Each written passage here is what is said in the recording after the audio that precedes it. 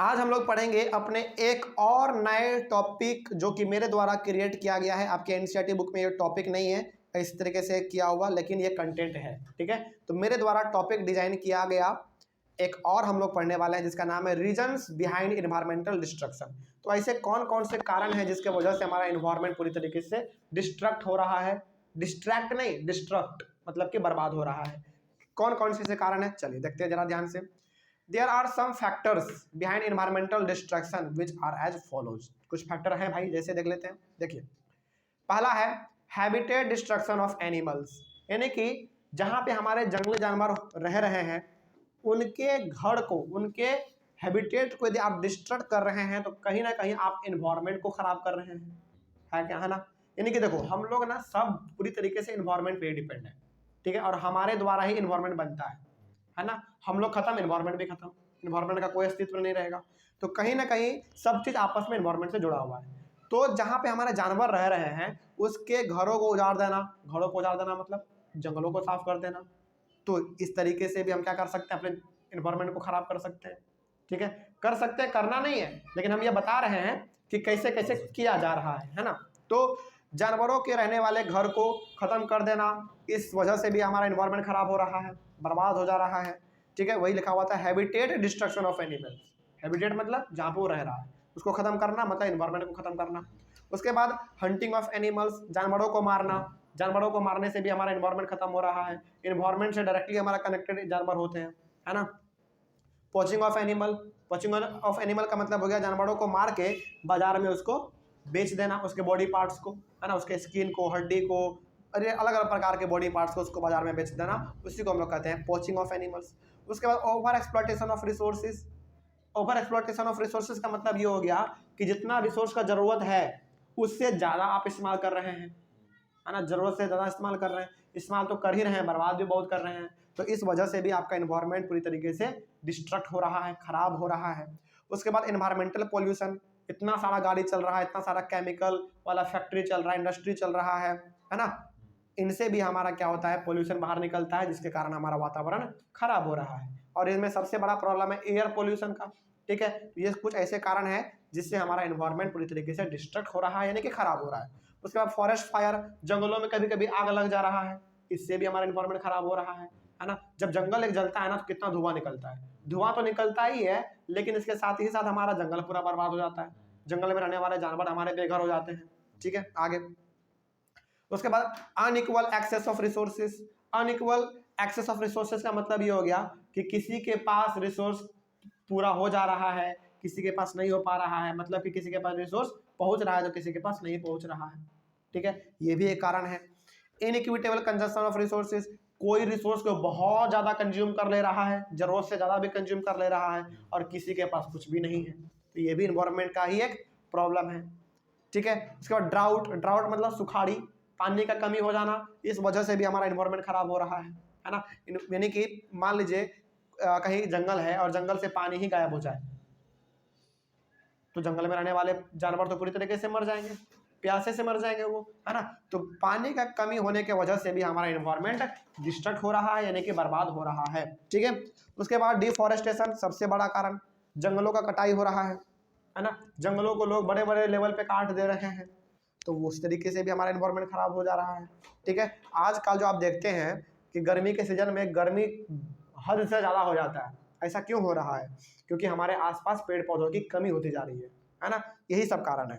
आगे उसके बाद है सबसे एक और important, lack of responsibility towards environment. यहाँ पे लोगों को ना रिस्पॉन्सिबिलिटी लेना चाहिए, मतलब कि लोगों को ये समझना चाहिए कि ये हमारा ही जिम्मेदारी है फॉरेस्ट को या फिर इन्वायरमेंट को बचाने का, ठीक है। तो लैक ऑफ रिस्पॉन्सिबिलिटी, रिस्पॉन्सिबिलिटी भी लोगों के अंदर थोड़ा बहुत कम है, लेकिन यदि लोग ऐसा समझ ले कि जंगलों को बचाना, जंगली जानवरों को बचाना ये भी हमारा ही जिम्मेदारी है, तो कहीं ना कहीं हमारा इन्वायरमेंट जो है सही पटरी पे आ सकता है, उसमें सुधार लाया जा सकता है, ठीक है। तो ये ऐसे कुछ रीजन्स थे, ऐसे कुछ कारण थे जिनके वजह से हमारा इन्वायरमेंट डिस्ट्रक्ट हो रहा है, यानी कि वो बर्बाद हो रहा है, ठीक है। तो ये कुछ कारण आप लिख सकते हैं एग्जाम में यदि आएगा तो, ठीक है। चलिए आगे बढ़ते हैं। उसके बाद हमारा एक और टॉपिक है जो कि मेरे द्वारा ही क्रिएट किया गया है ताकि हम इस चैप्टर को अच्छी तरीके से समझ सके, वो है आपका problems due to environmental destruction. देखिए अभी तुरंत आपने यहाँ पे पढ़ा कि किन प्रकार से हमारा एनवायरमेंट खराब किया जा रहा है, कौन कौन से फैक्टर है।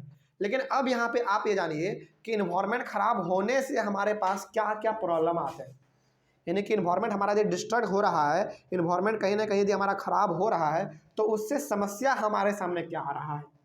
ठीक है, अब ऐसा तो नहीं है कि इन्वायरमेंट हमारा खराब हो रहा है और हमको कोई समस्या ही ना हो, ऐसा तो नहीं है ना, समस्या तो होगा ही, क्योंकि एक यानी कि पूरा का पूरा हमारा जो ह्यूमन बींग है वो इन्वायरमेंट पे डिपेंड है और इन्वायरमेंट हमारे ऊपर डिपेंड है। तो इन्वायरमेंट में खराबी मतलब हमारे में भी खराबी। ठीक है, तो इन्वायरमेंट के खराब होने की वजह से हमारे सामने क्या क्या प्रॉब्लम आ रहे हैं, हमको कौन सा प्रॉब्लम फेस करना पड़ रहा है, इसी के बारे में बात करेंगे। लिखा हुआ है there are some problems due to environmental destruction which are as follows. तो कुछ हमारे पास इन्वायरमेंट डिस्ट्रक्शन से होने वाला प्रॉब्लम है जो कि यहाँ पे दिया हुआ है।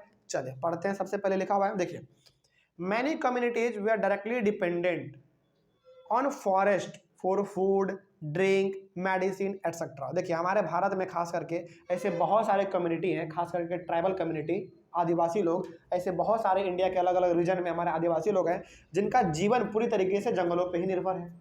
जंगल से ही वो लोग फसल उगाते हैं, जंगल से ही वो लोग फूड को इकट्ठा करते हैं, वेजिटेबल को, लकड़ी को, और मार्केट में जाकर उसको बेचते हैं, उनका जीवन यापन चलता है, घर परिवार उनका चलता है अपना। तो बहुत सारे हमारे भारत में ऐसे कम्युनिटी हैं जिनका कि पूरी तरीके से जीवन जो है वो फॉरेस्ट पर डिपेंड है, निर्भर है, और हमारा फॉरेस्ट ही बर्बाद हो जा रहा है। फॉरेस्ट में कभी आग लग जा रहा है, कहीं पे फॉरेस्ट में माइनिंग कर दिया जा रहा है, तो क्या उसका लिवलीहुड अफेक्ट होगा कि नहीं होगा? बिल्कुल होगा, है ना। वही बात यहाँ पे कहा गया था। उसके बाद but these communities suffer a lot because of environmental destruction. उनका जीवन पूरी तरीके से जंगलों पर निर्भर है। अब चूंकि निर्भर है तो जंगलों को कटाई हो रहा है, जंगलों को काट दिया जा रहा है ना, माइनिंग एक्टिविटी वहां पे हो जा रहा है, तो कहीं ना कहीं उसके जीवन पे भी खतरा पड़ रहा है, उनका जीवन यापन खतरे में दिखाई पड़ रहा है।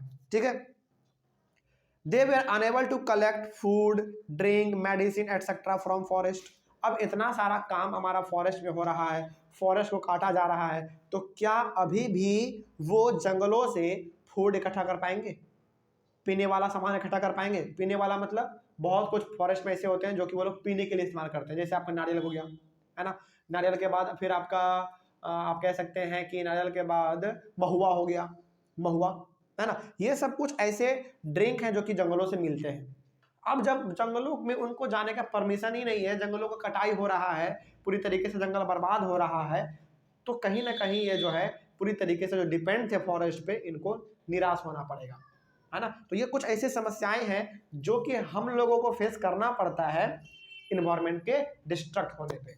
इन्वायरमेंट खराब मतलब कि हम लोगों का जीवन यापन पूरी तरीके से खत्म, खास करके आदिवासी लोग जो वहां पे रहते हैं। ठीक है, आगे बढ़ते हैं। The livelihood of many tribals were badly affected because of deforestation।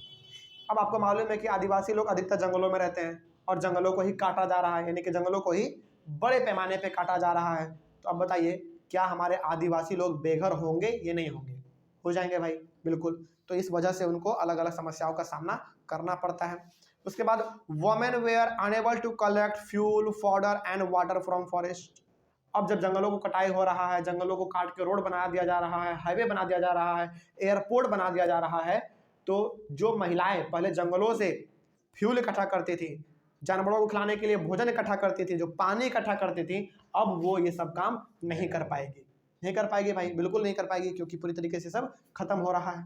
ठीक है, आगे women have to walk for more than 10 kilometre to collect fuel, fodder and water for them.